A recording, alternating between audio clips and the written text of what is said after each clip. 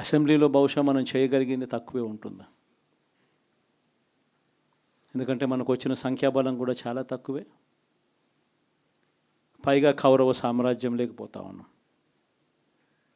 ఏకంగా స్పీకర్ పదవికి తీసుకోబోయే వ్యక్తి ఎంత సిగ్గు లేకుండా సోషల్ మీడియాలో వైరల్ అవుతూ ఉంది. వాళ్ళు మాట్లాడుతూ ఉన్న మాటలు. ఒకడంటాడు జగన్ ఓడిపోయాడు, ఇంకా చనిపోలేదు అని ఒకడు అంటాడు. ఇంకా చావలేదు అని ఒకడు అంటాడు. ఇంకొకడు అంటాడు చచ్చేదాకా కొట్టాలి అని ఇంకొకడు అంటాడు. నిజంగా ఇలాంటి కౌరవ సామ్రాజ్యంలోకి మనం పోతా ఉన్నాం. ఆ వ్యక్తి ఇప్పుడు స్పీకర్ కాబోతున్నాడట. ఇలాంటి పరిస్థితుల మధ్య ఆ కౌరవ సామ్రాజ్యంలో అసెంబ్లీలో ఏదో మనం చేయగలుగుతామని చెప్పి నాకైతే నమ్మకం లేదు. కానీ పాపాలు పండే కొద్దీ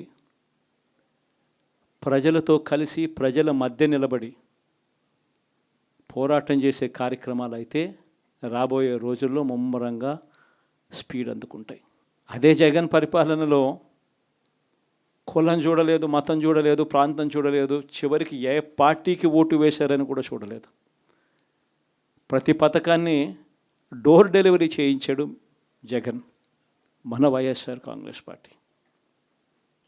కానీ ఈరోజు కేవలం వాళ్ళ పార్టీకి ఓటు వేయలేదు అన్న ఒకే ఒక్క కారణంతో ఏకంగా మనుషులను కొడతా ఉన్నారంటే, ఆస్తులను ధ్వంసం చేస్తూ ఉన్నారు అని అంటే, ఓటు వేయని వారిని అవమానిస్తూ ఉన్నారు అని అంటే, నిజంగా ప్రతి గ్రామంలోనూ ఇంత అన్యాయంగా వ్యవహరిస్తున్నారు అని అంటే, శిశుపాలని పాపాలు పండడం చాలా వేగంగా పడతా ఉన్నాయి. పాపాలు పడ్డే కార్యక్రమాలు ఎప్పుడు చూడలే. మన పరిపాలనలో, మీ జగన్ పరిపాలనలో ఏకంగా మేనిఫెస్టో అన్నది ప్రతి గవర్నమెంట్ అధికారి ఆఫీస్లో కనిపించేది.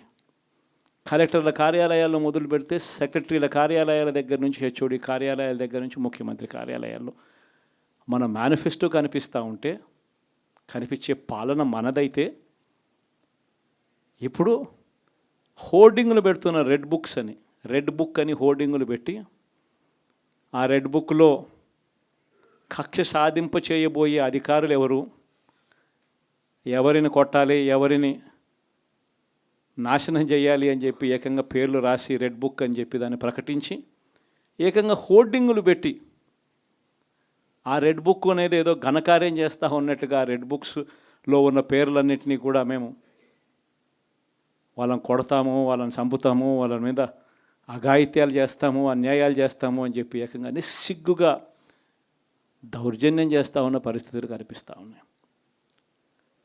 శిశుపాలని పాపాలు వేగంగా పడుతూ ఉన్నాయి.